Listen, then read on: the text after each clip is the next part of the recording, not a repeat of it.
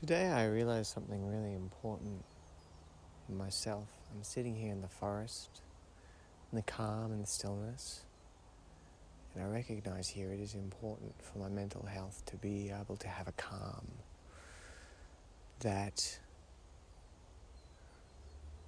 rest is necessary for effectiveness. It's just like in studying. If you keep trying to focus on something, you will lose your concentration and learning effectiveness, because just like a muscle, it needs a break, and your mind and your body needs a break. And I'm sitting here and looking in the forest, and I'm feeling that feeling of calmness, of stillness.